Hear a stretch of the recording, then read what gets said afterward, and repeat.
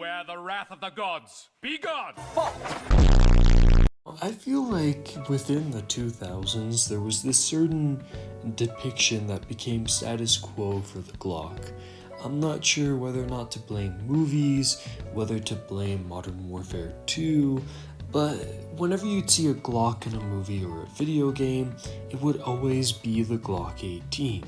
Whenever you had a sandbox, whether it was balanced or unbalanced, you'd always see the Glock as the automatic handgun. 90% of the time, it wasn't even a real Glock 18 that was being depicted, since the Glock 18 was extremely rare, and people realized that you could just, modify a Glock 17 and create an auto pistol a lot easier. But still, a lot of people, when they think Glock, they think Glock 18. And while there's nothing necessarily wrong with this depiction of a Glock in video games, I feel like having it be pigeonholed limits a lot of the cool ways that this gun could be balanced in games. Now, a lot of people I feel see the Glock as boring, as generic, as a one-trick pony. And I want this video to showcase games that went out of their way to show the Glock in a different light, that prove that this weapons platform is not just incredibly versatile in real life,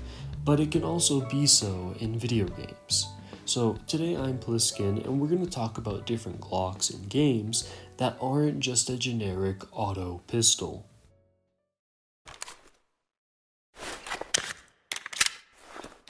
A very recent game that's come out to feature the Glock in a way that I like is Ready or Not with its Glock 19 Gen 5.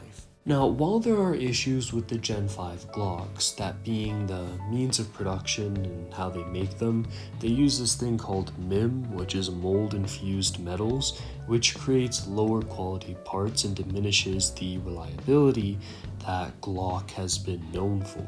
But here in Ready or Not, you don't have to worry about jams or faulty parts, so as far as you're concerned, it's just as good as any other Glock 19. Now, the choice of a Glock 19 is interesting, because most law enforcement officers utilize the Glock 17. You see, the Glock 19 was meant to be a more compact version of the 17, sacrificing 2 rounds of ammunition to create an overall smaller package. And while I wouldn't call the Glock 19 a concealed carry pistol, when you compare it to the Glock 17, it's not really a duty pistol. Still, its featuring here is interesting because you don't usually see a Glock 19 in video games. And here in Ready or Not, the 15 rounds, the decent iron sights, the ability to add on attachments makes this a very good default pistol. Now, I say default and not starter because there's a lot of handguns that perform worse than the Glock 19, whether it's because, they don't have the glowing iron sights or they have less attachment options, but at the same time there are guns that kind of feel like better versions of the Glock 19. The best example of this being the FN 509 that you can use in-game. And this dichotomy is really interesting because in real life, the FN 509 is kind of like okay, I'm going to spend more money to get all of the upgrades that I would have to do to a stock Glock. Except here, I get it right out of the box. So in a way, in real life, it's a level up from a Glock for a lot of civilian owners. And it's kind of cool to see that mimicked here in-game. Still, there's not much to say about this Glock, and I feel like that's one of the most charming aspects about it. It's not here to show off. It's here to show up and get the job done. And it does. And if that's not emblematic of a Glock, I don't know what is. You're going to have to leave me here, Gordon. Coming up next, in the vein of being the standard pistol, we have the original Half-Life with its depiction of a Glock 17. Now, this low poly Glock model is much more true to how the pistol functions than a lot of those newer or 2000s games where it was just default auto pistol. Here, the Glock pistol is the standard sidearm of Black Mesa. You get suppressed variants with special forces that come in. It's just kind of that ubiquitous, you see this everywhere kind of pistol, which is very emblematic of how Glock is in real life.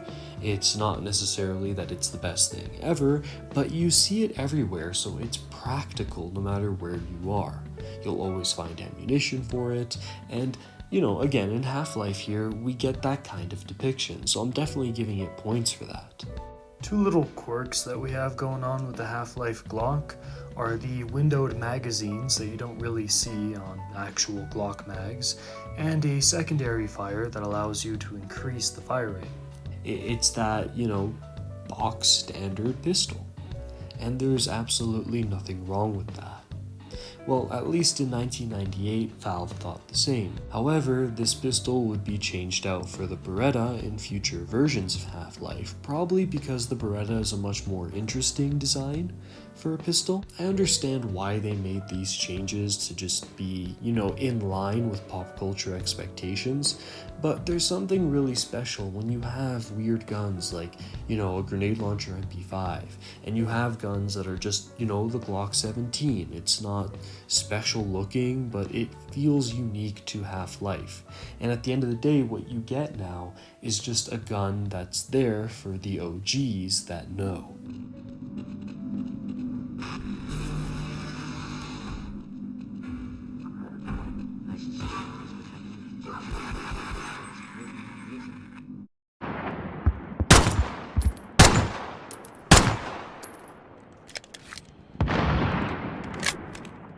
Do you remember OG Warzone? Well, if you're one of the younger viewers on the channel, or if you had a very similar experience during 2020 like I did, you probably do. And one of the coolest parts about OG Warzone was the starter pistol.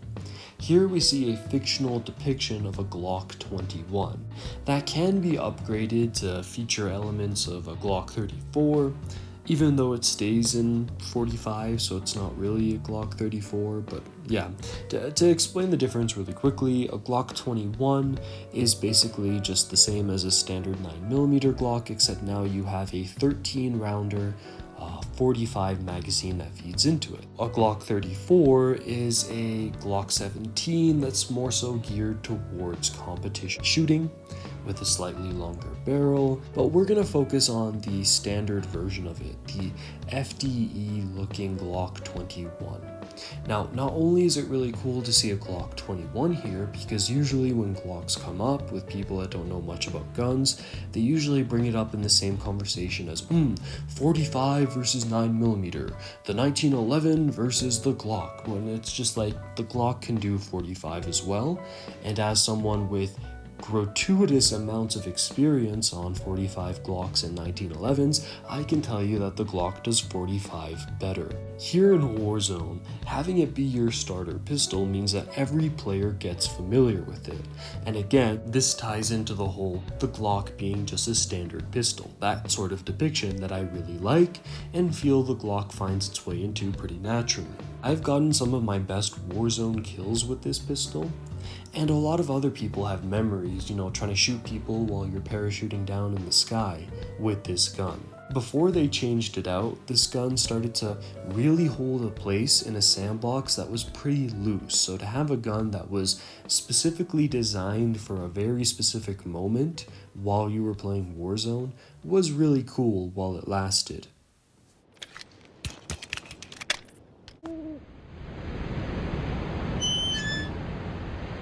Next up, we have Dino Crisis. Now, Dino Crisis is special.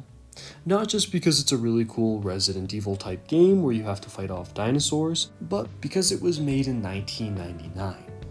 And in the late 90s, something very interesting was happening in the firearms world. That being the 40 Smith & Wesson. You see, the FBI agency was starting to think that the 9mm round was not capable enough for what they needed it for. So at first they commissioned a round called 10mm, which was a lot more powerful than 9mm. The issue was, it kicked a lot more than 9mm. So then they tried to find a middle ground with 40 Smith & Wesson. Now 40 Smith & Wesson was not that much more powerful than 9mm, but still kicked a lot more. So you had this whole debacle where two different rounds were made, only for the FBI to be like, yeah, fuck it, we'll stick with 9mm. Still, at this point in time in 1999, 40 Smith & Wesson was actually taken seriously as a duty carry round. And in Dino Crisis, we get this really cool sort of dynamic with the Glock that the main character Regina uses. You see, she starts off with a Glock 34, what we talked about before being that longer version of a Glock 17. Now she fires this with a very cocky one-handed grip, separating her from a lot of the Resident Evil characters that came before her. However, she can find parts to modify this Glock 34 into a Glock 35, a pistol that takes 40 Smith & Wesson. Now when she uses this much more powerful cartridge in this configuration of Glock, she switches from that cocky one-handed grip and moves over to a two-handed grip to tame the recoil of what is in-game a much more powerful round. This is a really cool way of implementing Glocks into your video games. Now you can't just, change a parts kit and take your Glock from 9mm to a different kind of caliber, but featuring two different Glocks in this way that influence how your character even stands and fires the gun adds so much variety, adds so much nuance, and makes it really interesting to see the differences. Now, Dino Crisis also does this weird thing where when you can take 40 Smith & Wesson, you can still take 9mm. That's not how it works in real life, but that's not the point I'm trying to make here. The point is you get this very stylish depiction of a Glock that can do a whole bunch of different things, a pistol that can be upgraded, that can become more modular, and that's really cool, and you usually don't see this happening with Glocks in video games. So Dino Crisis gets insane points in my mind.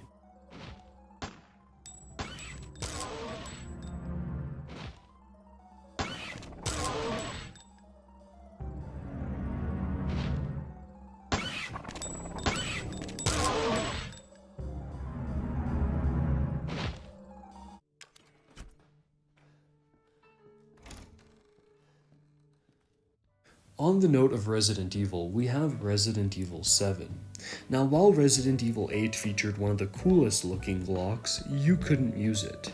However, in Resident Evil 7, the first one that you actually get your hands on is a Glock 17 carried by a police officer. Now, at this point here, you might be like, okay, yeah, here you go. What you were talking about in Ready or Not gets rectified here. Sort of. You see, the Glock 17 in Resident Evil 7 does the horror game trope where the pistol only holds 10 rounds. Now, while there are magazines for the Glock 17 that are made that can hold 10 rounds, these are usually for very gun-restrictive states that limit the capacity you can carry in a pistol. So why a police officer in Louisiana would be using something that's usually forced upon civilians in certain parts of the United States, I don't know. Still, it's really cool and helps carve out a niche for this being a special kind of pistol. Resident Evil 7 also does the Resident Evil 3 thing where you can craft stronger ammo for your pistol. So even though you can find a sort of 1911 within Resident Evil 7, the Glock 17 still retains a purpose in the game because with that upgraded ammo, you hold more of that stronger bullet type in this Glock than you do that other pistol. So this is a very good companion for the whole game, honestly. And I also find it cool that this is like a Gen 1 or Gen 2 Glock. You usually don't see that aesthetically, you can tell by looking at the actual grip of this gun. But yeah, it's cool because we get a Glock 17, we get that horror game balancing of 10 rounds. We have this be like the main pistol that you're really incentivized to use in one of the coolest and best balanced survival horror games ever made.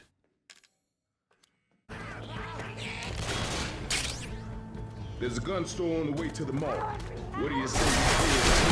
I guess living here is finally paying off. Mister, let's go kill some zombies. Alright, so for the last Glock we're going to be talking about, it is my favorite implementation of a Glock in a video game.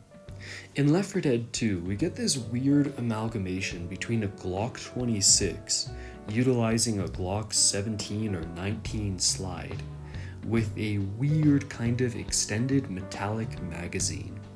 This is like a weird custom job Glock, and you only get to use this if you're dual wielding pistols. Now, Left 4 Dead 2 does this really cool thing where when you're dual wielding guns, it's not the same gun. It kind of simulates, the panicked feel of being a survivor and just grabbing whatever you can get. But this kind of modified Glock 26 is really cool as that secondary dual wield option, not just because of the way it looks, but also just because having a pistol be exclusive to dual wielding is something you don't really see that often. So this Glock really made an impression on me. It's an improvement in your firepower, it's the gun model you see around the world, so it's prevalently represented. This gun is just really cool, and I'm glad it's featured in a game that a lot of people have played. So yeah, that's it for me. Those are my picks from my favorite Glocks that I've seen in games. If there's something I'm missing here that isn't a Glock 18, please let me know down in the comments below. Again, I just wanted to make this video to say that, hey, you can take the Glock and balance it in different ways that doesn't just default it to being a auto pistol. Anyways, this has been Pliskin. I'm playing Delta. I have some thoughts on it. I'm gonna start making some videos on it. It'll probably be sandwiched between other videos that I've been working on for a while. But yeah, over and out. This is Solid Snake. Hey, subscribe to Pliskin Boy. God damn it. You heard him.